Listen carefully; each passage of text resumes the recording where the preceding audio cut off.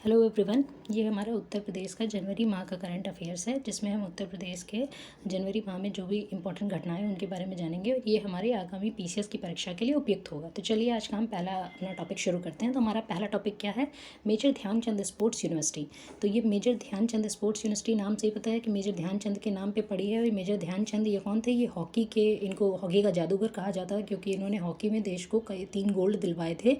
तो इनको इनके नाम पे इस यूनिवर्सिटी का नाम पड़ा है। तो जनवरी 2 2020 को PM of India laid the foundation stone of major Dhyan Chand sports university at Meerut. तो कहाँ पे इसकी मतलब आधारशिला रखी गई है? मेरठ में रखी गई। तो सबसे इंपॉर्टेंट यही है। तो a short film on the major Dhyan Chand the sports university were also screened on the occasion. तो इसी के साथ मतलब इनके जीवन पे बेस्ड एक शॉर्ट फिल्म भी यहाँ पे प्रस्तुत की गई। अब ये देखेंगे कि कितने एकड़ में बनी है यूनिवर्सिटी। तो 91.38 एकड़ में बनी है। और कितने कॉस्ट के साथ बनी है? तो 700 करोड़ के कॉस्ट के साथ बनी है। मतलब इतना हैवी कॉस्ट से बनी है। तो मतलब यहाँ पे कई सारी state of the art facilities होंगी, हाई क्लास जो भी स्पोर्ट्स पर्सन को प्रोवाइड की जाएंगी। तो ट्रेनिंग और रिसर्च वर्क भी यहाँ पे कंडक्ट किया जाएगा। मतलब यूनिवर्सिटी में और क्या क्या होगा? तो ये है कि ट्रेनिंग और रिसर्च वर्क भी कंडक्ट किया जाएगा अलॉन्ग विद किसके साथ साथ? Sports and sports science and sports technology. तो स्पोर्ट्स में ऐसा नहीं कि स्पोर्ट्स यूनिवर्सिटी है तो पूरा टाइम खेलते ही रहना होता है। तो स्पोर्ट्स में देखिए, स्पोर्ट्स साइंस मतलब किस तरह के क्या है, जो स्पोर्ट्स की जो टेक्निक है, कौन सी कैसी टेक्निक यूज़ की जाती है स्पोर्ट्स में, टेक्नोलॉजी का मतलब कितना ज़्यादा उपयुक्त हो सकती है। जैसे ये सारी चीज़ें जो होती है, रिव्यू वगैरह का, तो आजकल तो टेक्नोलॉजी है, कैमरा है, जगह जगह लगे होते हैं। तो एक एक सेकंड का, नैनो सेकंड का भी मतलब वहाँ पे कवर हो जाता है। स्पोर्ट्स साइंस में है कि किस तरह के मतलब एथलीट्स को जूते दिए जाएँ, उनकी डाइट क्या हो, उनकी ये हर चीज़ मतलब उसमें आती है। तो एक होलिस्टिक डेवलपमेंट होगा। तो यहाँ पे रिसर्च और डेवलपमेंट भी मतलब रिसर्च भी होगा इन सब चीज़ों पे। फिर in the year 2018 the countries first national sports university was established in Manipur. तो हमारी कंट्री की जो पहली स्पोर्ट्स यूनिवर्सिटी जो बनी है वो मणिपुर में बनी है। और हमारी जो स्टेट की पहली स्पोर्ट्स यूनिवर्सिटी है ये कहाँ है? Major Dhyan Chand sports university Meerut में बनी है। वैसे भी जैसे कहते हैं ना सब लोग कि हमारे पास ओलंपिक्स में ज़्यादा मेडल हमारे देश में आते नहीं। तो ये देख लीजिए कि जिस हिसाब से हमारे देश में पहली स्पोर्ट्स यूनिवर्सिटी 2018 में बनी है। तो इस फैक्ट धीरे ही सही, लेकिन इस पर काम हो रहा है। चलिए हमारी नेक्स्ट न्यूज़ के ऊपर हम बढ़ते हैं। तो inauguration of Covid vaccination of adults and children of 15 to 18 years in the state. तो अभी जैसे कोविड वैक्सीनेशन हो रहा था, 18 साल से ऊपर की आयु के लोगों का हो रहा था। तो अभी क्या है, रिसेंटली ये मतलब जनवरी 3 2022 से ये उत्तर प्रदेश में 15 से 18 वर्ष की जो आयु के जो बच्चे हैं उनको भी वैक्सीनेशन शुरू कर दिया गया है। तो इसमें सीएम ने क्या अनाउंस किया था, ताकि बच्चे मतलब मोटिवेटेड हों वैक्सीनेशन कराने के लिए, कि स्कूल से उन्हें छुट्टी मिलेगी जिस दिन वो वैक्सीनेशन उनका होगा, उसके नेक्स्ट डे 2 दिन की उन्हें छुट्टी मिलेगी। मतलब क्योंकि वैक्सीन लगवाने के बाद आपको थोड़ी हरारत भी रहती है, तो इसलिए। फिर CM said that the number of children in the age group of 15 to 18 in the state is 1,40,00,000। तो मतलब इस आयु सीमा में जितने बच्चे हैं, कितने हैं? 1,40,00,000 पूरे स्टेट में है। तो इनके लिए कितने बूथ ये स्थापित किए गए हैं? 2150 बूथ स्टेट में स्थापित किए गए हैं बच्चों के वैक्सीनेशन के लिए। तो चलिए आगे बढ़ते हैं। नेक्स्ट न्यूज़ है, chief minister release the books published by the legislature library. तो कौन कौन सी बुक है हम देख लेते हैं। कर्म योद्धा राम नाईक, हृदय नारायण दीक्षित, ये जो रचनावली है। तो राम नाईक के बारे में हम जानते हैं, ये हमारे यूपी के एक्स गवर्नर रहे हैं राम नाईक। तो ये इन्हीं के जीवन पे बेस्ड है। इनके जो जीवन पे ये जो चरैवेति का सिद्धांत है, जिसपे इन्होंने मतलब ये इस पर फोकस करते थे। तो इस पर ये कर्म योद्धा राम नाईक बुक है, इस पर बेस्ड है। और हृदय नारायण दीक्षित ये उत्तर प्रदेश, ये तो मतलब बीजेपी से एमएलए भी रहे हैं। और ये उत्तर प्रदेश की जो लेजिस्लेचर थी इसमें स्पीकर भी रहे हैं हृदय नारायण दीक्षित। तो रचनावली, तो इन बुक्स को यहाँ पे क्या किया है, इनाग्रेट किया गया। किसके द्वारा? सीएम के द्वारा। तो नेक्स्ट हमारी जो न्यूज़ है वो laying of foundation stone of the new unit of anti terrorism squad. तो एंटी टेररिज्म स्क्वाड मतलब जो आतंकवादी गतिविधियों को रोकने के लिए और उन पर जो निगरानी रखने के लिए, अगर कुछ इस तरह की घटनाएं होती हैं तो सारी इन्वेस्टिगेशन करने के लिए जो एंटी टेररिज्म स्क्वाड होता है, इसका जो नया फाउंडेशन स्टोन है, जो नई यूनिट का रखा गया है, कहाँ रखा गया? यूपी सीएम के द्वारा। कब? 4 जनवरी 2022 को। कहाँ पे? कमांडो ट्रेनिंग मतलब एंटी टेररिस्ट जो स्क्वाड है, बिल्डिंग और कमांडो ट्रेनिंग सेंटर भी कहाँ है? इन देवबंद और Saharanpur district and fire station of different districts of the state. ठीक है, तो ये कहाँ पे? देवबंद सहारनपुर में किया गया है। तो इसका फिर the CM inaugurated laid the foundation stone of 112 development projects worth ₹199 crore in Saharanpur district. इसी के साथ मतलब ये बिल्डिंग का जो इनाग्रेशन किया उसी के साथ 112 जो डेवलपमेंट प्रोजेक्ट्स में है, कितने के? 199 करोड़ की जो कीमत के हैं उनका भी इनॉग्रेशन साथ में किया गया। और इसमें उत्तर प्रदेश के मतलब सीएम ने ये भी कहा कि ये जो बनाया गया है कि वेस्टर्न यूपी में जैसे जो भी टेररिज्म की घटनाएं होती हैं तो उस पर ये नकेल कसेगा, एंटी टेररिज्म स्क्वाड। तो ये वहीं पे मतलब ये एक यूनिट बना दिया गया है, तो वहीं पे ये ज़्यादा इफेक्टिव होगा।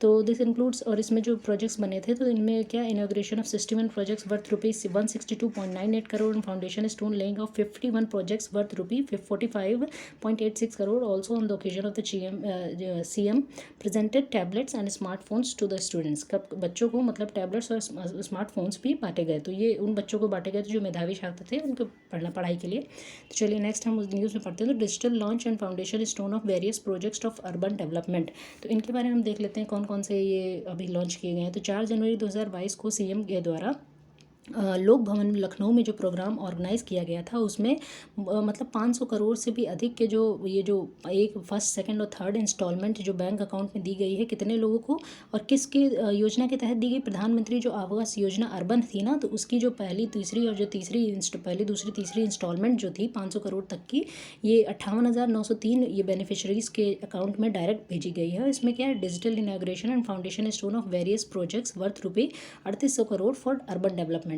तो इतनी सा मतलब प्रधानमंत्री आवास योजना के तहत ये जो लोगों के खाते में जो डीबीटी के तहत उनको मतलब पैसा जो दिया गया था वो तो है, और ऊपर से जो अर्बन डेवलपमेंट के नए नए जो प्रोजेक्ट्स लगे हैं उनका भी इनॉग्रेशन किया गया। In this project about ₹909 crore project of smart city mission was inaugurated and foundation stone was laid. तो स्मार्ट सिटी मिशन के तहत भी ये जो 909 करोड़ के प्रोजेक्ट हैं इनका भी इनॉग्रेशन किया गया। और 28 सॉलिड वेस्ट प्रोसेसिंग प्लांट्स, ये जो सॉलिड वेस्ट जो होता है, सॉलिड वेस्ट मतलब ये जो भी कचरा वगैरह होता है तो इसको किस तरह से प्रोसेस किया जाए, इसके लिए 28 सॉलिड वेस्ट, ये तो एक तरह से मतलब इन्वायरमेंट के लिए काफ़ी बेनिफिशियल होगा ये इस तरह के अगर प्रोजेक्ट्स लगते हैं। और ये कितने करोड़ के, मतलब 627 करोड़ के हैं। फिर 13 legacy waste remediation 1 waste to energy plant in Agra district, waste से जो एनर्जी बनाने का जो प्लांट होता है वो आगरा डिस्ट्रिक्ट में किया गया है। फिर 1100 पब्लिक टॉयलेट्स जो कि पिंक टॉयलेट्स भी बनाए जाते हैं जो कि मतलब वुमेन फ्रेंडली हो, under the Swachh Bharat mission, Uttar Pradesh Jal Nigam urban under the Amrut mission and state sector projects worth more than ₹926 crore inaugurated and foundation stone laid. तो मतलब ये सारे जो प्रोजेक्ट्स हैं इनका अभी अर्बन डेवलपमेंट के लिहाज से इनका भी फाउंडेशन स्टोन रखा गया है। तो नेक्स्ट इसी में हम आगे देख लेते हैं। On this occasion electric bus service and electric bus depot facility was started in the cities Meerut, Agra, Mathura और वृंदावन, अलीगढ़, बरेली, शाहजहाँपुर एंड मुरादाबाद। तो इलेक्ट्रिक बसेस वैसे भी इलेक्ट्रिसिटी से चलेंगी, तो इसमें क्या है कि जिस तरह की जो एयर पोल्यूशन होता था वो नहीं होगा, तो इस लिहाज से इससे इन्वायरमेंट को बेनिफिट होगा। तो ये कौन कौन से 7 शहरों में भी चलाई गई हैं, मेरठ में, आगरा में, मथुरा में, वृंदावन, अलीगढ़, बरेली, शाहजहाँपुर और मुरादाबाद। फिर रिसेंटली अभी तो और भी कई शहरों में इसका मतलब बढ़ा दिया गया है।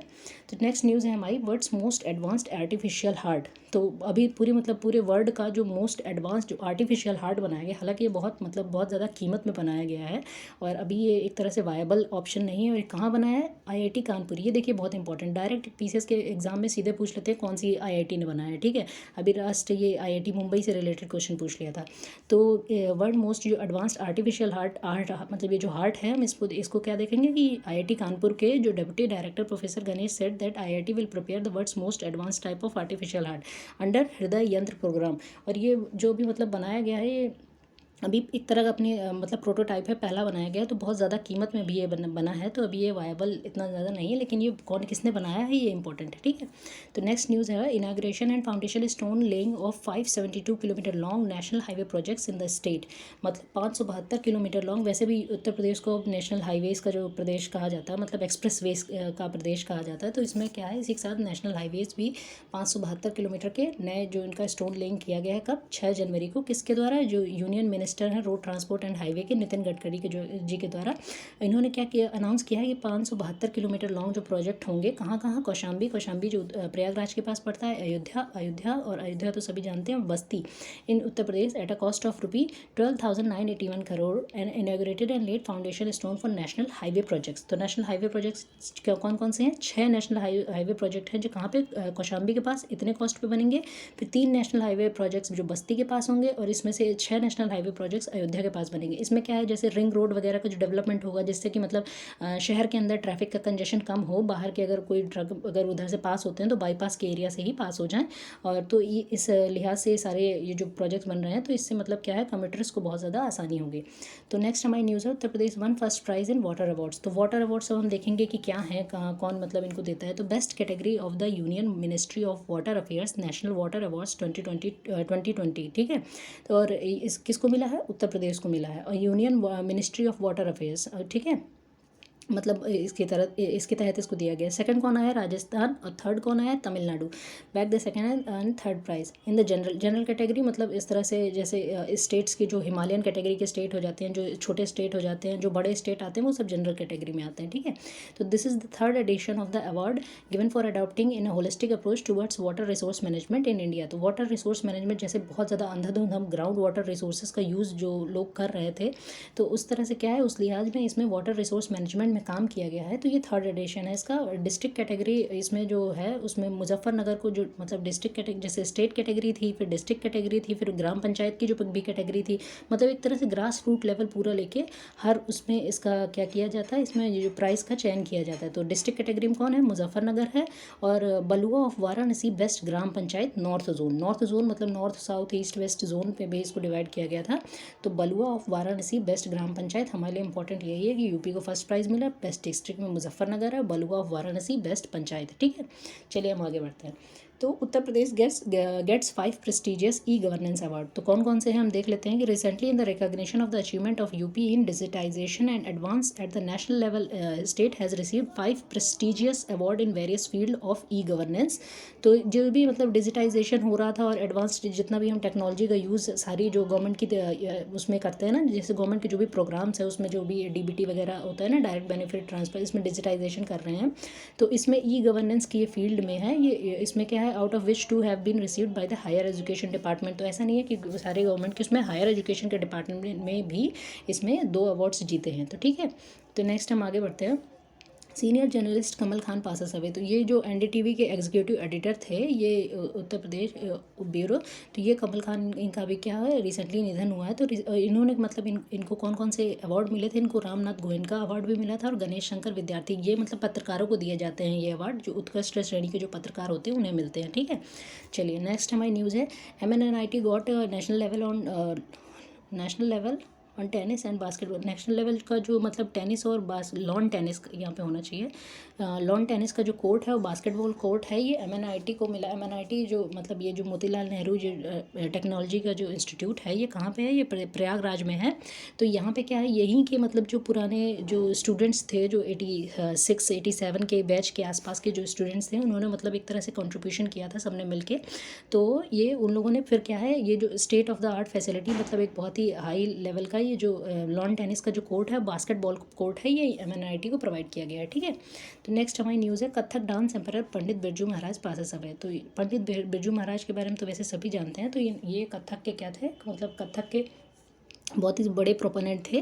तो इनका भी रिसेंटली निधन हुआ है। तो ये ब्रिजमोहन नाथ मिश्रा, इनका रियल नाम क्या था, Brijmohan Nath Mishra, popularly known as Pandit Birju Maharaj, one of India's most famous and favourite artist, belong to the कलका बिंदादीन घराना ऑफ लखनऊ। ये जो घराने होते हैं ना, ये एक तरह से ये जो क्लासिकल कथक डांस, मतलब जो भी जितनी भी जो भी आर्ट फॉर्म्स होती है ना, उनको जैसे कोई पैट्रोनाइज करता था, कोई भी व्यक्ति या फिर कोई भी स्टेट पैट्रोनाइज करता, तो उन्हीं के नाम से जाने जाते हैं। तो कालका ये जो बिंदादीन, ये जो घराना है लखनऊ का, ये क्लासिकल कथक डांस के लिए जाना जाता था। तो he was born on February 4, 1938 in Lucknow. तो इनका जन्म कब हुआ था, 1938 में लखनऊ में हुआ था। बिरजू महाराज के जो फादर थे और इनके गुरु भी वही थे, तो गुरु अच्छन महाराज, और इनके अंकल जो थे शंभू महाराज, वो भी, और लच्छू महाराज, ये भी लच्छू महाराज, शंभू महाराज, ये भी काफ़ी मतलब फेमस पर्सनालिटीज़ हैं। तो ये लोग भी मतलब कथक डांसर ही थे। मतलब एक तरह से ये जो कथक डांसिंग फैमिली जो थी, एलीट फैमिली, उससे बिलोंग करते थे। और इनको कौन कौन से अवार्ड मिले, पद्म विभूषण, नृत्य शिरोमणि, संगीत नाटक अकादमी। अच्छा, ये बहुत फेमस ऐसे भी थे कि जैसे बॉलीवुड के भी कई गाने हैं जो कि जैसे उनको भी इन्होंने क्या है कोरियोग्राफ किया था, ठीक है। तो नेक्स्ट हमारी न्यूज़ है आगरा मास्टर प्लान 2031। तो ये आगरा को जो मतलब एक तरह से डेवलप करने का ये जो मास्टर प्लान है ये 2031 तक का, तो ये क्या है, recently the Agra master plan 2031 has been made public by the Agra development authority in the proposal of Taj heritage area from Taj Mahal and माता back to Rambagh has been included under this many new rules have been made. तो इसमें क्या है कि जो ताज heritage area है ना, कि इसमें क्या है कि ताजमहल के आसपास के जो क्षेत्र है इसमें ये बताया गया था कि जैसे लोगों ने बहुत ज़्यादा जैसे कंजेस्टेड, अगर आप ताजमहल देखने गए होंगे तो आपने देखा होगा आसपास भी वहाँ से जाने पे भी कई जगह मतलब थोड़ी सी घनी बस्तियाँ मिल जाती हैं, तो वो एक तरह से वो डेवलपमेंट जो नया होगा उसको क्या किया है, प्रोहिबिट कर दिया गया है। मतलब उसमें ये कहा गया कि 100 मीटर्स का जो अराउंड होगा no construction will be allowed within 100 metres from the monument in the Taj heritage area. मतलब जितना पूरा ताज का जैसे यहाँ पे ताजमहल है तो उसका एरिया मतलब काफ़ी विशाल है, तो उस पूरे एरिया के आसपास 100 मीटर की दूरी तक भी आप कोई भी मतलब कोई भी नया कंस्ट्रक्शन नहीं कर सकते हैं। ठीक है, कब कहाँ तक, मतलब ये जो रामबाग तक था। ठीक है, फिर in the Agra master plan 2031 the units operating in the entire Taj heritage area will be shifted to the industrial areas proposed in the master plan.